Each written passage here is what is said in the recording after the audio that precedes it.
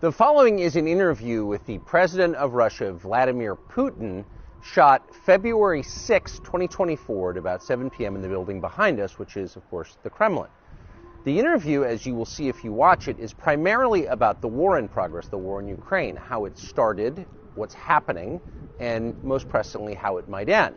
One note before you watch. At the beginning of the interview, we asked the most obvious question, which is, why did you do this? Did you feel a threat, an imminent physical threat? And that's your justification. And the answer we got shocked us. I want you, as an American citizen, and your viewers to hear about this as well. The former Russian leadership assumed that the Soviet Union had ceased to exist, and therefore there were no longer any ideological dividing lines. Russia even agreed voluntarily and proactively to the collapse of the Soviet Union, and believed that this would be understood by the so-called civilized West as an invitation for cooperation and association. That is what Russia was expecting, both from the United States and the so-called collective West as a whole. There were smart people, including in Germany, Egon Bahr, a major politician of the Social Democratic Party, who insisted in his personal conversations with the Soviet leadership on the brink of the collapse of the Soviet Union, that a new security system should be established in Europe. Help should be given to unify Germany, but a new system should be also established to include the United States, Canada, Russia, and other Central European countries. Yes. But NATO needs not to expand. That's what he said. If NATO expands, everything would be just the same as during the Cold War, only closer to Russia's borders. That's all. He was a wise old man, but no one listened to him. In fact, he got angry once. If, he said, you don't listen to me, I'm never setting my foot in Moscow once again. Everything happened just as he had said. Well, of course, it did come true, and you've mentioned this many times. I think it's a fair point, and many in America thought that relations between Russia and the United States would be fine with the collapse of the Soviet Union and the end of the Cold War, that the opposite happened. But you've never explained why you think that happened, except to say that the West fears a strong Russia, but we have a strong China the West does not seem very afraid of. What about Russia, do you think, convinced policymakers they had to take it down?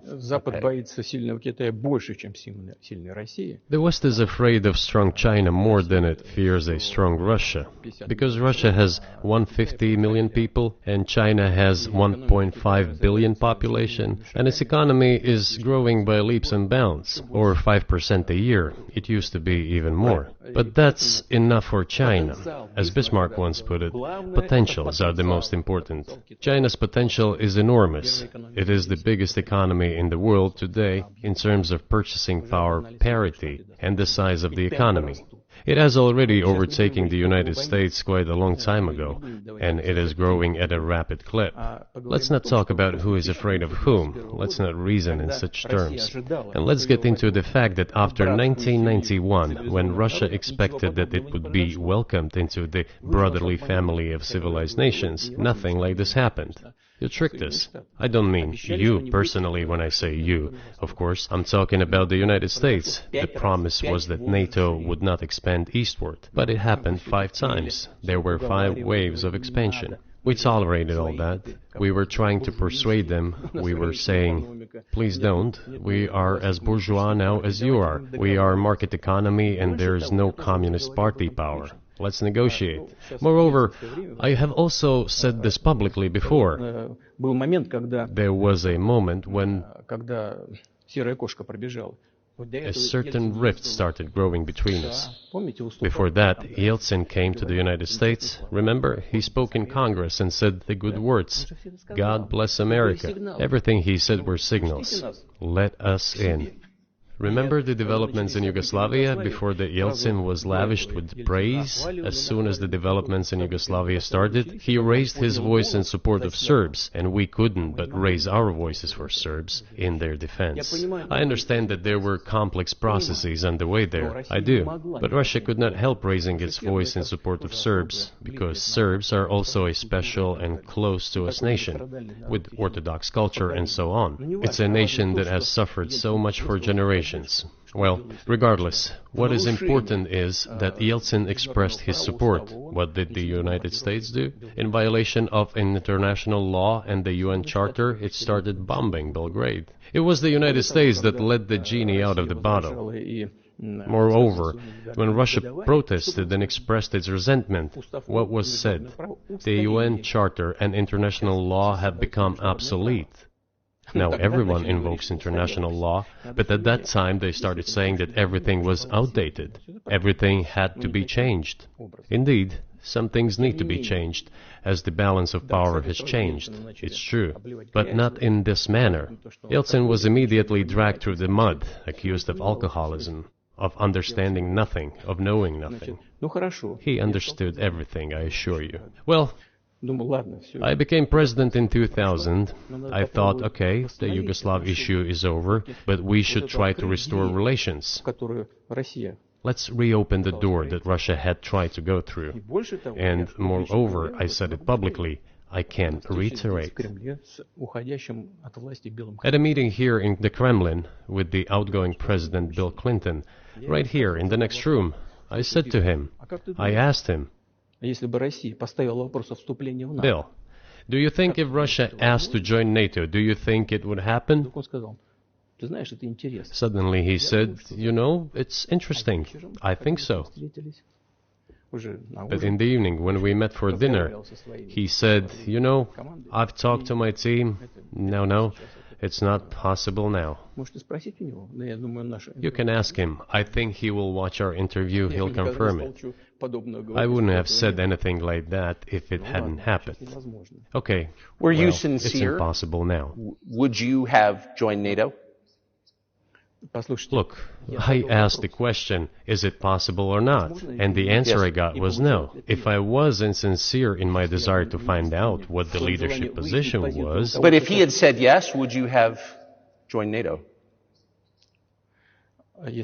If he had said yes, the process of rapprochement would have commenced, and eventually it might have happened, if we had seen some sincere wish on the other side of our partners.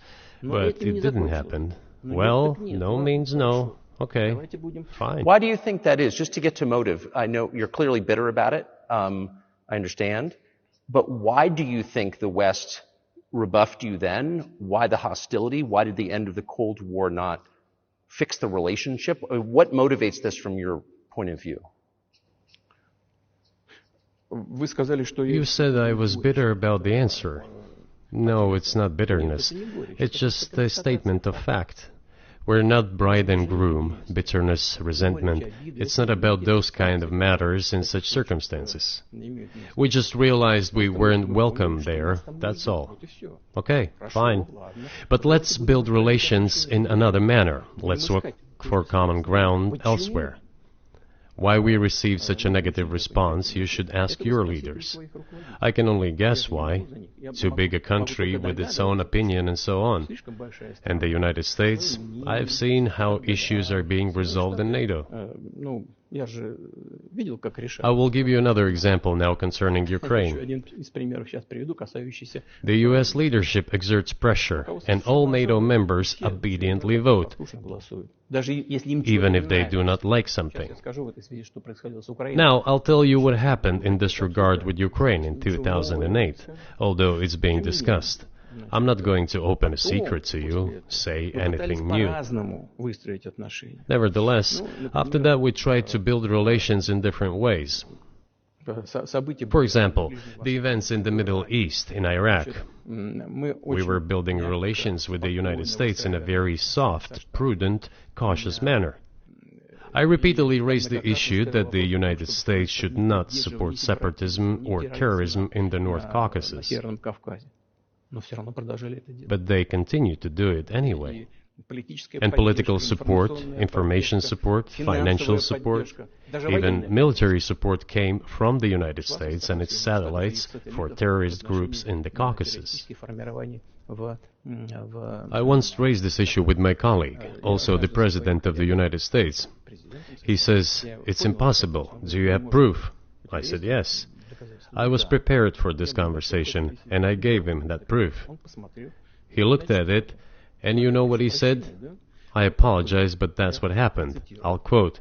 He says, "Well, I'm gonna kick their ass." We waited and waited for some response. There was no reply. I said to the FSB director, "Write to the CIA, what is the result of the conversation with President?" He wrote once, twice, and then we got a reply. We have the answer in the archive. The CIA replied, "We have been working with the opposition in Russia. We believe that this is the right thing to do, and we will keep on doing it." Just ridiculous. Well, okay. We realized that it was out of the question. Forces in opposition to you. So you're saying the CIA is trying to overthrow your government? Of course, they meant in that particular case the separatists, the terrorists who fought with us in the Caucasus. That's who they called the opposition. This is the second point. The third moment is a very important one, is the moment when the US missile defense system was created. The beginning. We persuaded for a long time not to do it in the United States. Moreover, after I was invited by Bush Jr.'s father, Bush Sr., to visit his place on the ocean, I had a very serious conversation with President Bush and his team. I proposed that the United States, Russia, and Europe jointly create a missile defense system that, we believe, if created unilaterally, threatens our security, despite the fact that the United States officially said that it was being created against missile threats from Iran. That was the justification for the deployment of the missile defense system. I suggested working together, Russia, the United States, and Europe. They said it was very interesting. They asked me, "Are you serious?" I said, "Absolutely." Let me ask, what year was this? I don't remember. It is easy to find out on the internet when I was in the USA at the invitation of Bush Sr. It is even easier to learn from someone I'm going to tell you about. I was told it was very interesting.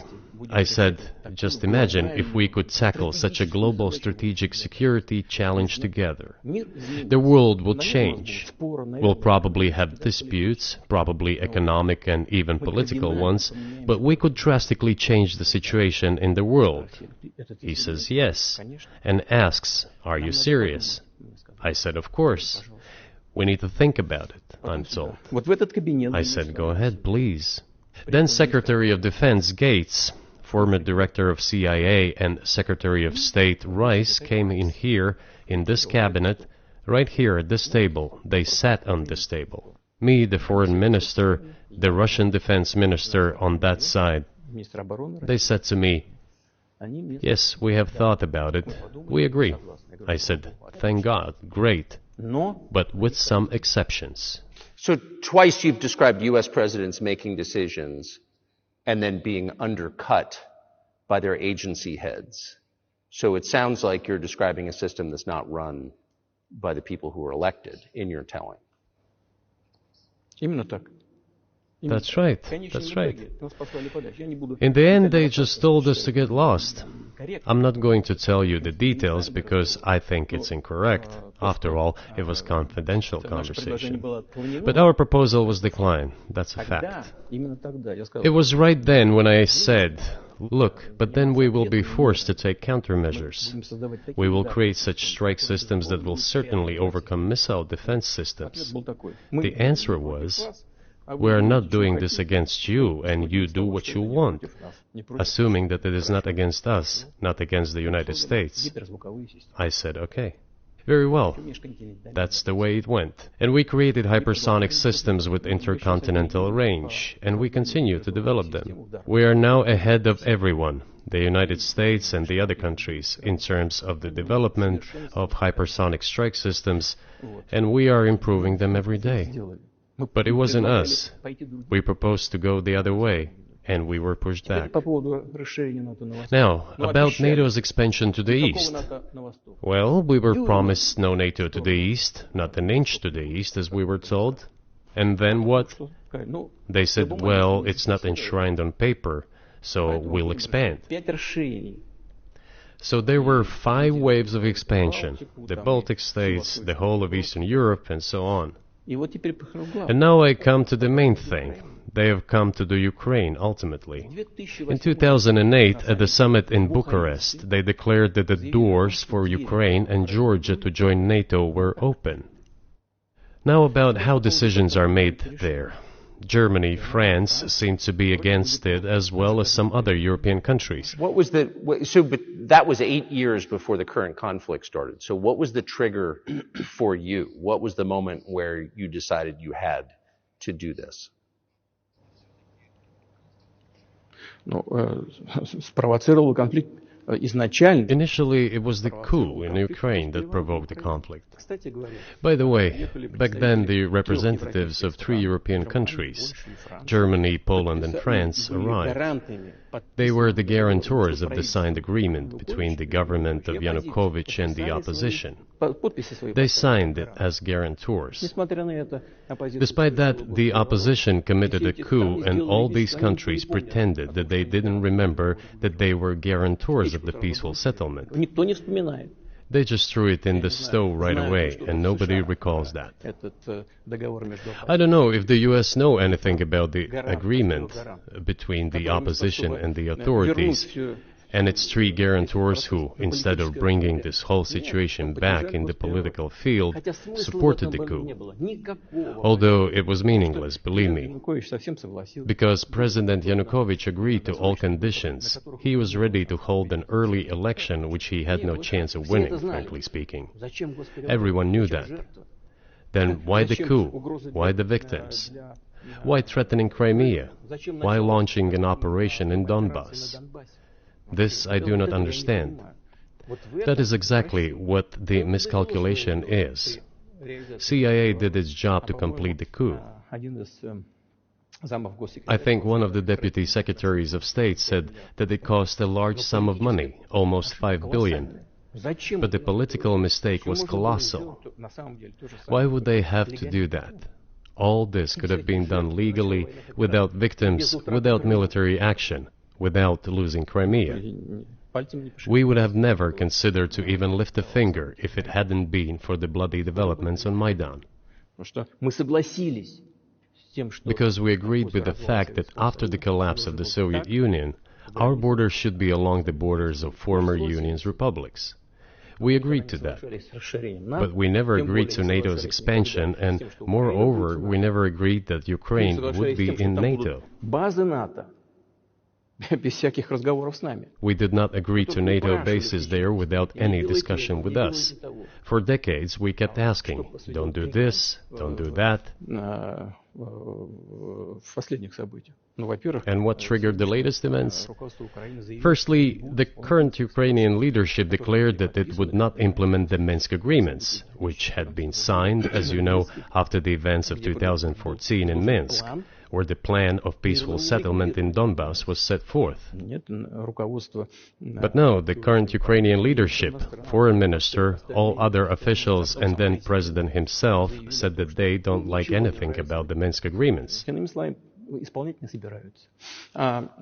In other words, they were not going to implement it.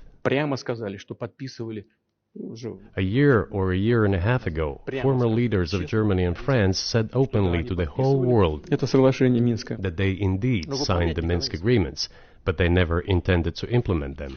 They simply led us by the nose. Was there anyone for you to talk to? Did you call a U.S. President, Secretary of State and say, if you keep militarizing Ukraine with NATO forces, we're going to act? We talked about this all the time. We addressed the United States and European countries' leadership to stop these developments immediately, to implement the Minsk agreements. Frankly speaking, I didn't know how we were going to do this, but I was ready to implement them. These agreements were complicated for Ukraine. They included lots of elements of those Donbas territories' independence. That's true. However, I was absolutely confident, and I'm saying this to you now.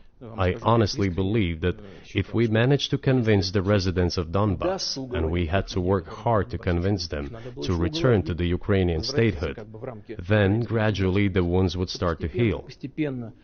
When this part of territory reintegrated itself into common social environment, when the pensions and social benefits were paid again, all the pieces would gradually fall into place. No, nobody wanted that. Everybody wanted to resolve the issue by military force only. But we could not let that happen. And the situation got to the point when the Ukrainian side announced, no, we will not do anything. They also started preparing for military action. It was they who started the war in 2014. Our goal is to stop this war. And we did not start this war in 2022. This is an attempt to stop it. Do you think you've stopped it now? I mean, have you achieved your aims? No, we haven't achieved our aims yet, because one of them is denazification. This means the prohibition of all kinds of neo-Nazi movements. This is one of the problems that we discussed during the negotiation process, which ended in Istanbul early this year.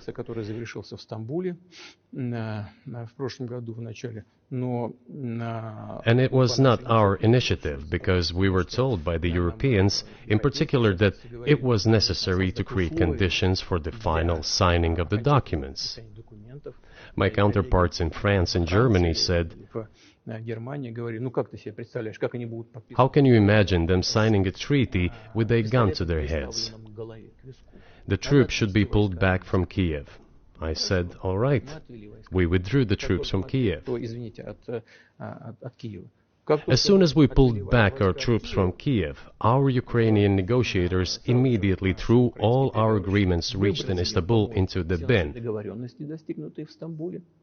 and got prepared for a long-standing armed confrontation with the help of the United States and its satellites in Europe. That is how the situation has developed, and that is how it looks now.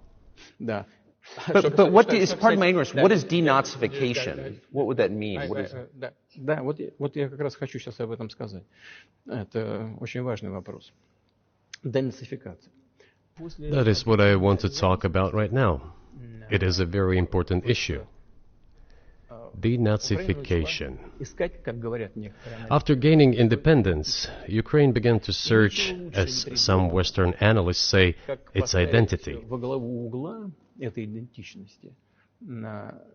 And it came up with nothing better than to build this identity upon some false heroes who collaborated with Hitler.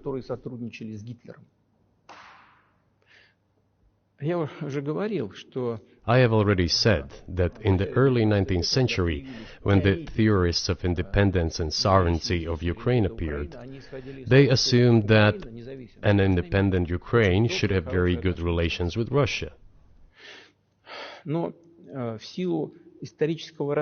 due to the historical development, those territories were part of the Polish-Lithuanian Commonwealth. Poland, where Ukrainians were persecuted and treated quite brutally, as well as were subject to cruel behavior. There were also attempts to destroy their identity. All this remained in the memory of the people. When World War II broke out, part of this extremely nationalist elite collaborated with Hitler, believing that he would bring them freedom. The German troops, even the SS troops, made Hitler's collaborators do the dirtiest work of exterminating the Polish and Jewish population. Hence this brutal massacre of the Polish and Jewish population, as well as the Russian population too. It was those people who were made national heroes. That is the problem. And we are constantly told that nationalism and neo-Nazism exist in other countries as well. Yes, they are seedlings, but we uproot them, and other countries fight against them. But Ukraine is not the case. These people have been made into national heroes in Ukraine. Monuments to those people have been erected. They are displayed on flags. Their names are shouted by crowds that walk with torches, as it was in Nazi Germany.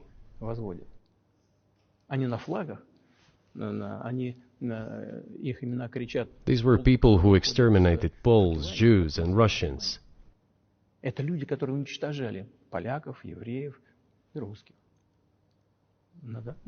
is necessary to stop this practice and prevent the dissemination of this concept. I say that Ukrainians are part of the one Russian people. They say, no, we are a separate people. Okay, fine. If they consider themselves a separate people, they have the right to do so, but not on the basis of Nazism, the Nazi ideology. Would you be satisfied with the territory that you have now? Нет, закончим. Вы же задали вопрос по неонацизму. I will finish answering the question. You just asked a question about neo-Nazism and denazification. Look, the President of Ukraine visited Canada. This story is well known, but being silenced in the Western countries. The Canadian Parliament introduced a man who, as the Speaker of the Parliament said, fought against the Russians during the World War II.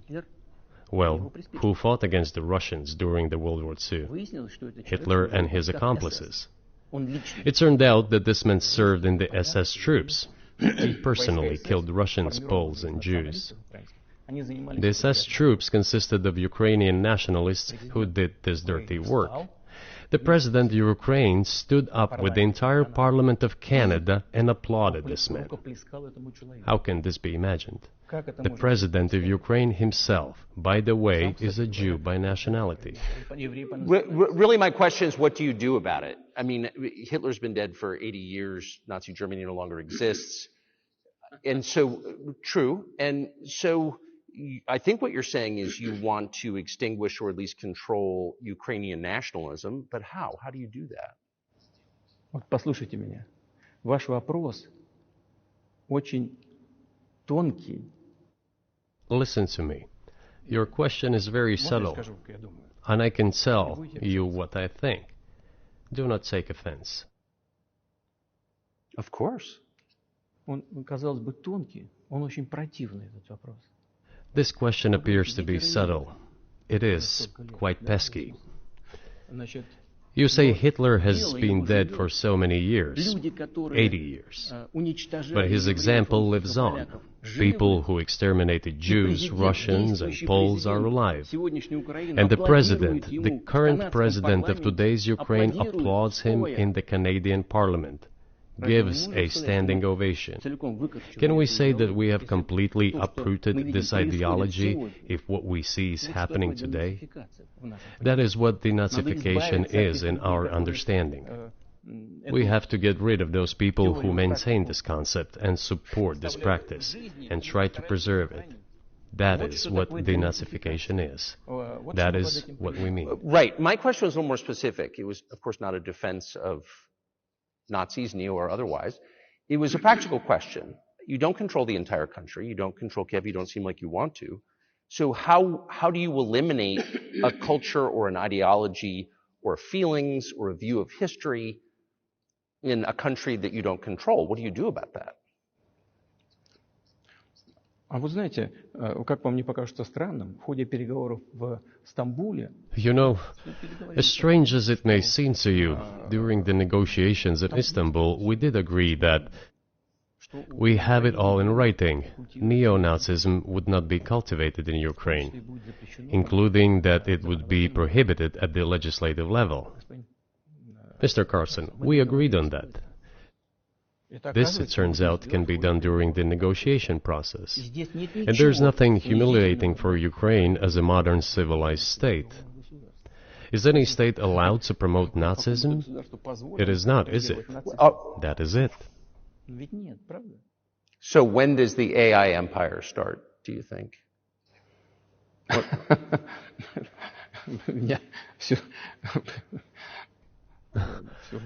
You're asking increasingly more complicated questions. To answer them, you need to be an expert in big numbers, big data, and AI.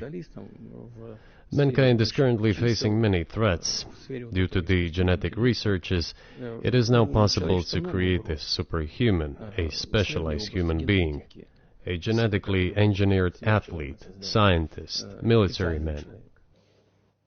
There are reports that Elon Musk had already had a chip implanted in the human brain in the USA. What do you think of that? Well, I think there's no stopping Elon Musk. He will do as he sees fit. Nevertheless, you need to find some common ground with him, search for ways to persuade him. I think he's a smart person, I truly believe he is. So you need to reach an agreement with him because this process needs to be formalized and subjected to certain rules.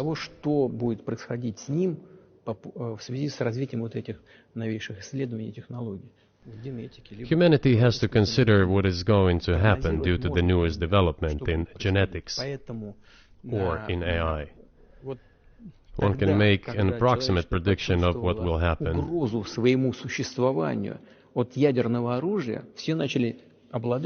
Once mankind felt an existential threat coming from nuclear weapons, all nuclear nations began to come to terms with one another since they realized the negligent use of nuclear weaponry could drive humanity to extinction.